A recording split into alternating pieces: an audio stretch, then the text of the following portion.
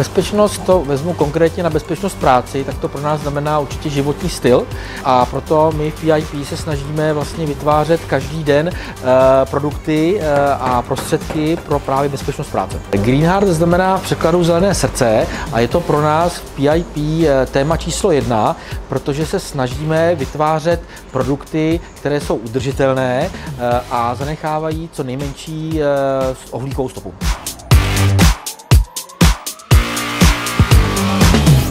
Bezpečnosť pre nás znamená misiu. Misiu, ktorá má zabezpečiť to, že každý jeden zamestnanec sa dostane domov zdravý, každá jedna technológia je chránená a výroba funguje plynule. Bezpečnosť je vlastne základ fungovania v spoločnostiach, pretože ide o ľudí. Účasť na tejto konferencii sme poňali hlavne ako príležitosť zoznámiť sa s mnohými zaujímavými ľuďmi z oblasti BOZP. Poskytujeme pracovné odevy, ochranné pracovné odevy, prišli sme odprezentovať, akým spôsobom môžu zamestnávateľia poskytnúť ochranu svojim zamestnancom. Toto je môj 5. ročník konferencie Inkobos. Som tu za Národnú diaľničnú spoločnosť a dúfam, že budem mať príležitosť sa zúčastniť aj budúci rok. Bezpečnosť pre nás znamená poslanie a hlavné motto je, aby každý, ktorý ide do práce a stretne sa s nejakými nebezpečnými situáciami, aby sa za každým vrátil domov zdravý. Obidve naše divízie, aj medical, aj safety, sú zamerané na ochranu alebo záchranu ľudských životov. Tá divízia safety to sú ochranné pracovné prostriedky, ktoré majú vplyv na to, aby ten človek bol chránený. A zase v divízii medical, keď už sa nejaká udalosť stane, tak naše zariadenia a prístroje ako na jednotkách z intenzívnej starostlivosti, plúcne ventilácie, anesteziologické prístroje sú zamerané na to, aby ten človek zase bol v čo najlepšej starostlivosti, keď už je v nemocnici.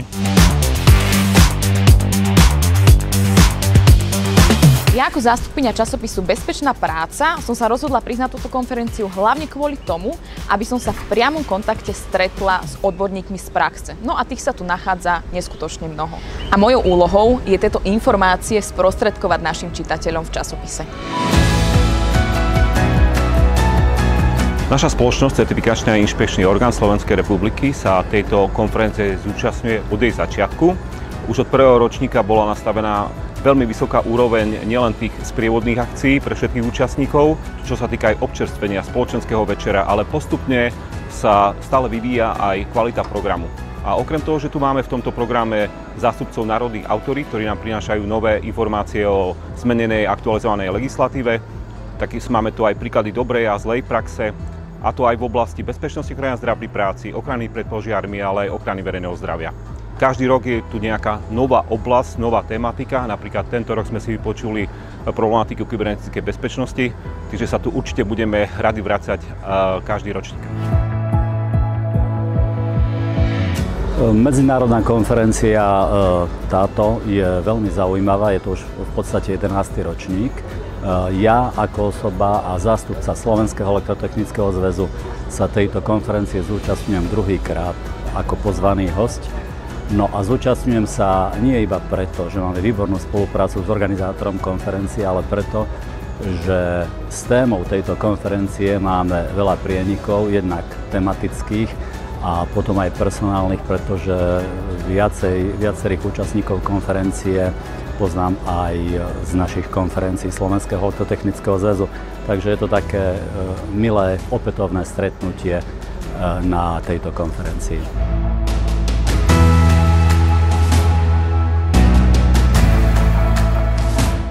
No, na Inkoboze som 11. krát a teším sa na ďalšie ročníky. Konferencie Inkobos som sa zúčastnil z toho dôvodu, aby som načerpal nové trendy v oblasti bezpečnosti, nakoľko na týchto konferenciách mnohé známe spoločnosti prezentujú svoje inovácie.